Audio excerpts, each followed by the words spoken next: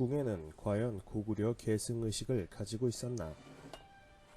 그렇다면 평양이 정식으로 우리 영토에 편입되었던 시기는 언제였을까?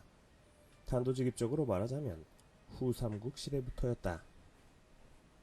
신라 말 각지에서 반란이 일어나 혼란이 극심할 때인 진성여왕 5년, 서기로는 891년이다. 궁예라는 승려는 기원이 이끄는 도적대의 수하로 들어갔다. 하지만 기원이 자신을 중용하지 않자 다시 양길이라는 도적 우두머리의 부하가 되었는데, 이후 궁예는 승승장구하며 강원도 일대를 장악하고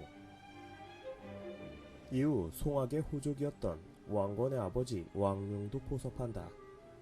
그런데 왕룡의 포섭은 단순한 의미가 아니었다. 당시 송악은 신라의 서북 국경지역이기 때문에 강원도 일대를 차지하고 있던 궁예는 왕룡의 귀순으로 경기도 북부까지 연달아 장악할 수 있었던 것.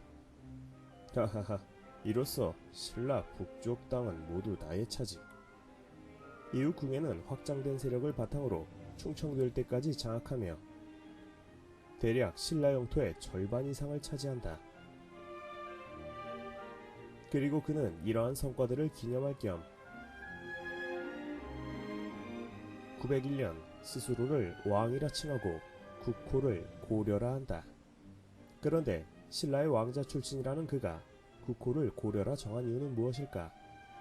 그것은 그냥 명분을 얻기 위한 꼼수였다. 사실 견훤만 해도 경상도 상주 출신인데 백제 의자왕의 복수 운운하며 전라도 일대에서 한창 후백제를 일으키고 있던 때였다. 견훤, 거 고향 좀 세탁하면 어때? 궁예 또한 마찬가지였다. 자신의 세력 기반이 옛 고구려의 영토였기 때문에 국호를 고려라 칭했던 것이다. 장수왕 이후로 고구려는 고려라 칭했다. 한술 더 떠서 궁예는 이렇게 말했다. 예전 신라가 당을 끌어들여 고려를 격파하였기 때문에 고려의 옛 수도 평양에서는 풀만 무성하게 되었으니 내가 반드시 그 원수를 갚겠다. 그리고는 지역 세력의 여망에 부응하기 위해 905년 평양을 점령한다. 그런데 이후 궁예는 국호를 다시 마진으로 바꾸고 수도를 철원으로 옮기는 등 고구려 계승의식을 포기한다. 평양이 궁예에게 중요했던 이유는 황해도에서 경기 북부까지의 폐서지역 사람들을 정치 기반으로 삼기 위한 구실이었을 뿐,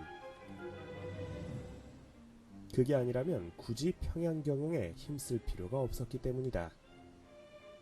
왕건은 왜 그토록 서경을 중시했나?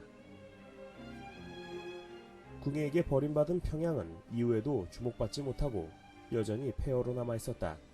이런 평양이 다시 주목받게 되는 계기는 왕건이 고려를 건국하면서부터이다. 태조 원년인 918년 평양을 시찰하고 왕건은 이렇게 말했다.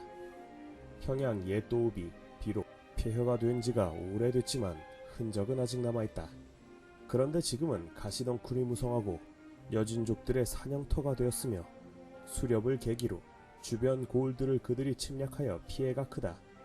마땅히 이곳에 백성들을 옮겨 살게 하여 국경선을 공고히 하고 후세의 이익이 되도록 해야 하지 않겠는가.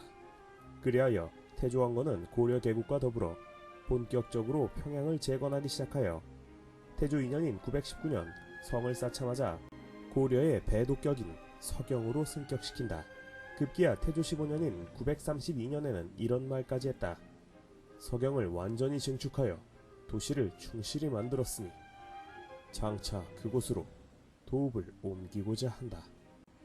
이런 왕건의 서경에 대한 애착은 그가 후인들에게 남긴 후뇨10조에서도 확인할 수 있다. 서경은 풍수지리가 좋은 땅이니 후대 왕들은 이곳에 1년 중 100일 정도는 머물며 나라의 안정을 도모하도록 하라. 왕건은 왜 그토록 서경을 중시했던 것일까? 다름 아니라 그가 고구려의 유민 집단을 자처하던 폐서지역 출신이기 때문이다. 하지만 시간이 흘러 묘청에 난 이후 서경은 다시 버림받게 된다.